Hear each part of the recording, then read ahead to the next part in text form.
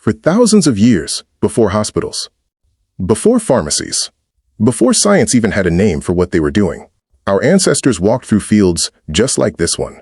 And they knew exactly which tiny plant to pick. They knew which root to boil, which leaf to crush, which flower to dry.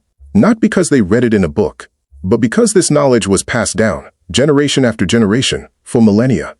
Today, most people think that if you want to grow your own food and medicine, you need space. You need big trees. You need years of waiting. But what if I told you that some of the most powerful healing and nourishing plants on earth are tiny, smaller than your hand, growing wild in your backyard, thriving in a pot on your balcony? Plants so small, most people walk right past them every single day. And yet, ancient Greeks, Romans, Viking healers, and medieval monks considered them more valuable than gold. Welcome back to Ancient Remedy Roots, the channel where we uncover what our ancestors knew about natural healing and what modern science is only just beginning to confirm.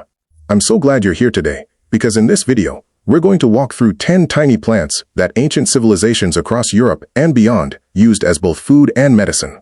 Plants that, according to modern research, pack more nutritional and medicinal power per square centimeter than most fruit trees you could ever grow. We're going to explore their ancient history, their modern science, how to grow them, and exactly how to use them. Stay until the end, because plant number 10 might completely change the way you think about the weeds in your garden. Let's begin. Plant number 1, Moringa oleifera.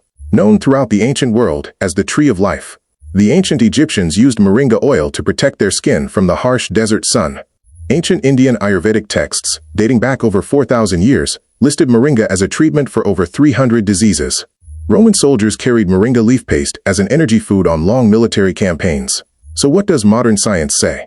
Gram for gram, moringa leaves contain 7 times more vitamin C than oranges, 4 times more calcium than milk, 3 times more potassium than bananas, and more iron than spinach. A 2022 review published in the journal Molecules confirmed moringa's powerful anti-inflammatory, antioxidant, and antibacterial properties. And it grows in a small pot, on a balcony, in a tiny garden. In under 8 months, you can dry the leaves and add them to smoothies, teas, or soups. In Europe, moringa powder is becoming one of the fastest-growing herbal supplements, but our ancestors were already using it thousands of years ago. To grow moringa in a European climate, start indoors in spring, keep in a warm south-facing window, and bring inside during winter. Even in a large pot, one moringa plant can produce enough leaves to supplement your family's nutrition year-round. Plant number 2, Urtica dioica, the stinging nettle. If you're European, you've almost certainly been stung by this plant as a child. But what you probably weren't told is that for most of European history, this plant kept entire villages alive. Ancient Romans rubbed nettle on their skin to treat arthritis. Medieval monks grew it in monastery gardens as a primary food and medicine source. Viking healers used nettle tea to treat respiratory illness, joint pain, and fatigue. Modern research has confirmed what Europeans knew for centuries. Stinging nettle is one of the most nutritionally dense wild plants in the world. It contains more iron than red meat, significant levels of vitamins A, C, and K, and a compound called beta-sitosterol, which has been shown in clinical trials to reduce symptoms of benign prostate enlargement. A 2016 study in the journal Phytotherapy Research found that nettle extract significantly reduced inflammatory markers associated with arthritis, exactly what Roman soldiers were treating it for 2,000 years ago. To use stinging nettle safely, always wear gloves when harvesting. Once cooked, blanched, or dried, the sting completely disappears. Nettle soup is one of the oldest European recipes in existence. Nettle tea is excellent for iron deficiency and joint inflammation. And it grows absolutely everywhere. You likely have it growing wild near you right now. Plant number 3, Portulaca oleracea, purslane. The plant that Hippocrates, the father of modern medicine, called one of his most important healing foods. Ancient Greeks ate it daily, mixed into salads and porridges. Arab physicians in the medieval period prescribed it for heart conditions. It was a staple crop across the Mediterranean for thousands of years. And then Europe largely forgot about it. Today, most gardeners pull it out as a weed. Here's the astonishing part. Purslane contains the highest omega-3 fatty acid content of any leafy vegetable ever tested. More than spinach. More than kale. Omega-3s are the same beneficial fats we're told to get from expensive fish oil supplements. And they've been growing as a weed in European gardens for centuries. A study published in the Journal of Ethnopharmacology confirmed purslane's anti-inflammatory, antioxidant, and neuroprotective properties, directly validating its ancient use. Purslane grows in almost any soil, in full sun, with very little water. It's almost impossible to kill. Add it raw to salads, blend into smoothies, or lightly sauté with olive oil and garlic, exactly as the ancient Greeks did. Plant number 4. Taraxacum officinale. The dandelion. The plant that generations of Europeans have been pulling from their lawns and poisoning with herbicides. Ancient Celtic healers used dandelion root to treat liver disease. Medieval European herbalists called it piston lit, a nod to its powerful diuretic and kidney cleansing properties. Chinese medicine has used it for over 1,000 years. Every single part of this plant is edible and medicinal. Root, stem, flower, leaf. Nothing is wasted. Modern science has confirmed that dandelion root contains powerful compounds called taraxacin and taraxacerin, which stimulate bile production in the liver, directly supporting the liver cleansing properties ancient healers valued. A 2016 study found that dandelion extract showed significant anti-cancer properties against breast cancer cells in laboratory conditions. Research is ongoing, but the results so far are remarkable. Dandelion leaves contain more beta-carotene than carrots, more calcium than milk, and significant levels of vitamins C, K, and E. Use young dandelion leaves in salads before they flower. They're slightly bitter but incredibly nutritious. Roasted dandelion root makes an excellent coffee substitute. Dandelion flower tea is a gentle daily liver tonic used throughout Europe for centuries. Stop pulling them. Start using them. Plant number 5. Melissa officinalis. Lemon balm. The herb that European monks called the elixir of life. In the 11th century, the famous Islamic physician Avicenna wrote that lemon balm makes the heart merry and strengthens the vital spirits. Medieval European monasteries grew it as their primary remedy for anxiety, insomnia, and nervous exhaustion. For over 2,000 years, this tiny plant has been the natural answer to what we now call stress and burnout. Modern research has revealed why lemon balm works. It contains a compound called rosmarinic acid, which inhibits the enzyme that breaks down GABA, the brain's primary calming neurotransmitter. In a double-blind clinical trial published in Psychosomatic Medicine, participants who took lemon balm extract reported a 49% reduction in anxiety and a 72% reduction in insomnia with no side effects. Pharmaceutical anxiety medications work on the same GABA pathway. Lemon balm has been doing it naturally for 2,000 years. Lemon balm grows extremely easily in any European climate. It thrives in pots, grows fast, and comes back year after year. Rub a leaf between your fingers. The fresh lemon scent alone has been shown to reduce cortisol levels. A simple tea made from fresh or dried lemon balm leaves before bed is one of the oldest and most effective natural sleep remedies in European history. Plant number 6. Stellaria media. Chickweed. One of the most overlooked wild healing foods in all of Europe. Anglo-Saxon healers used chickweed poultices to treat skin conditions, burns, and wounds. It was a common spring food across medieval Europe when other crops were scarce, providing vital nutrients during the hungry gap before the summer harvest. It grows in virtually every European garden between autumn and spring, yet almost nobody knows it's edible, let alone medicinal. Chickweed contains significant levels of vitamin C, calcium, magnesium, and saponins, compounds that help the body absorb nutrients more effectively. Research has confirmed its anti-inflammatory and antipruritic, meaning anti-itch properties, validating its traditional use for skin conditions like eczema and psoriasis. It also contains rutin, a flavonoid that strengthens blood vessel walls and has been studied for its cardiovascular benefits. Chickweed tastes mild, slightly sweet, and slightly grassy. Add it raw to salads, blend into green smoothies, or use as a nutritious garnish. For skin conditions, simply crush the fresh leaves and apply as a poultice, exactly as ancient European healers did. Plant number 7. Oxalis aceticella. Wood sorrel. The plant that gave Ireland its shamrock symbol. Ancient Celtic healers used wood sorrel to treat digestive ailments, fevers, and scurvy, centuries before vitamin C was even discovered. Medieval Europeans ate it in green sauces, served with fish throughout Lent. Its distinctive sour lemony flavor comes from oxalic acid, the same compound that gives rhubarb its tang. Wood sorrel is exceptionally high in vitamin C, which directly explains its ancient use for scurvy prevention. It also contains oxalic acid, citric acid, and significant antioxidant compounds. Research has shown that wood sorrel contains flavonoids with demonstrated antibacterial properties, consistent with its historical use as a wound treatment. Note, those with kidney stones or gout should consume in moderate amounts due to its oxalic acid content. Wood sorrel grows beautifully in shaded garden areas or woodland edges where other plants struggle. Use small quantities of the fresh leaves as a tangy garnish in salads, over fish dishes, or as a tea. The flowers are edible and add a beautiful visual element to plates. Plant number 8. Nasturtium officinale. Watercress. Hippocrates' favorite healing plant. The father of medicine placed his first hospital beside a stream, specifically so he could grow watercress for his patients.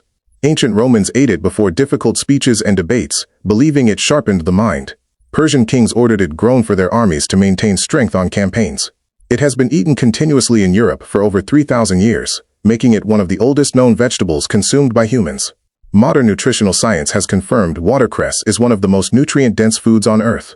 It tops the CDC's list of powerhouse fruits and vegetables, scoring a perfect 100 out of 100 for nutrient density.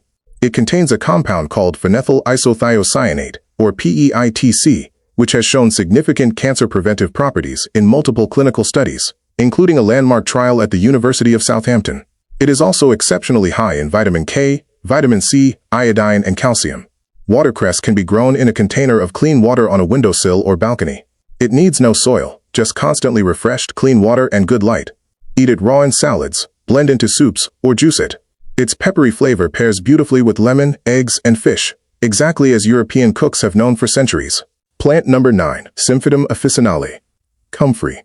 Known throughout medieval Europe as knitbone, bruisewort, or boneset, the name tells you everything. For over 2,000 years, European healers used comfrey to knit broken bones back together. Ancient Greek physician Dioscorides described it in his Pharmacopoeia in 70 AD as a treatment for fractures, wounds, and joint injuries. Medieval knights carried comfrey salve into battle. Monasteries grew it as one of their primary wound-healing plants. It was the ibuprofen and plaster of the ancient world. Modern science has identified the key compound, allantoin. Allantoin accelerates cell proliferation, meaning it literally speeds up the rate at which the body generates new cells and tissue. A 2012 randomized controlled trial published in Phytomedicine found that comfrey root extract applied topically healed ankle sprains significantly faster than the pharmaceutical standard diclofenac gel. This is a plant beating a modern drug in a clinical trial. Important note: comfrey contains pyrrolizidine alkaloids, which can be harmful to the liver if consumed internally in large quantities. It should be used externally as a cream or poultice, not eaten regularly. This was well understood by traditional healers who used it as a topical remedy. Comfrey is incredibly easy to grow, almost too easy. It spreads vigorously and will return year after year. Use the leaves externally as a poultice for bruises, sprains, and joint pain. Comfrey-infused oils and creams are available commercially, or you can make your own by infusing dried leaves in olive oil for 4 to 6 weeks. It also makes an extraordinary garden fertilizer. The leaves decompose rapidly, releasing nitrogen and potassium back into the soil. And now, plant number 10, Sambucus nigra, the elder.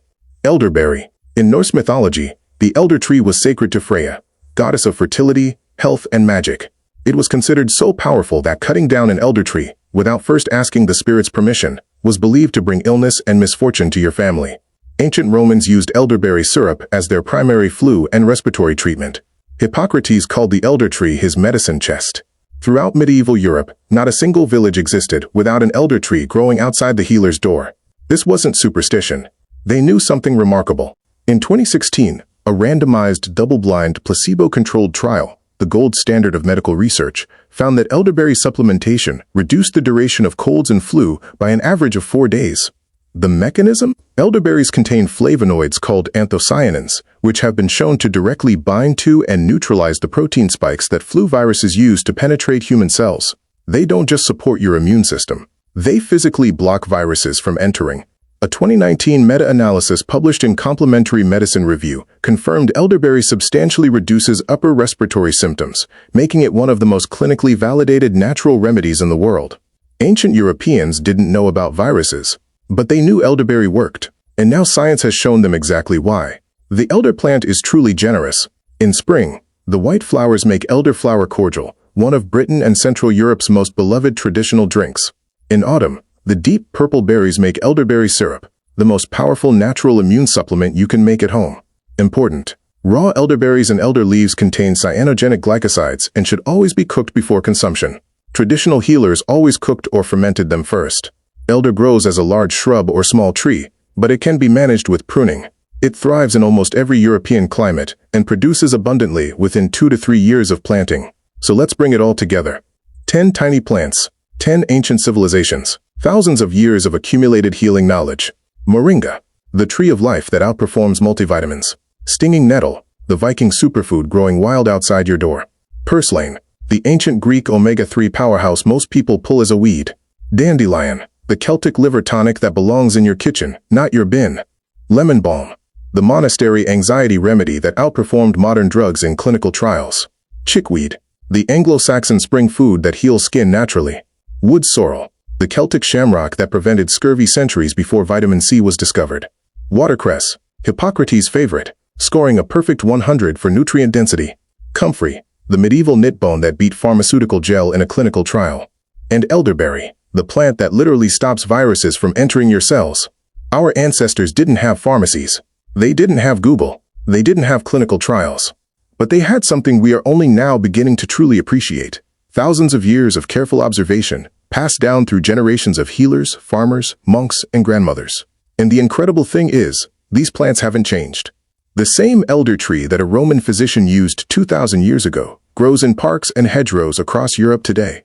The knowledge was never lost. It was just forgotten, and it is our job, together, to remember it. If this video opened your eyes to even one plant you hadn't considered before, please hit the like button. It truly helps this channel reach more people who are looking for exactly this kind of knowledge. And I'd love to hear from you in the comments. Which of these 10 plants surprised you most? Have you used any of them before? Are any of them growing in your garden right now? If you'd like to go deeper on any of these plants, I have full dedicated videos on elderberry, stinging nettle, dandelion, and moringa already on this channel. Links are in the description below. Subscribe if you haven't already. We post new ancient remedy content every week. Thank you so much for watching Ancient Remedy Roots. Take care of yourself, grow something healing, and I'll see you in the next one.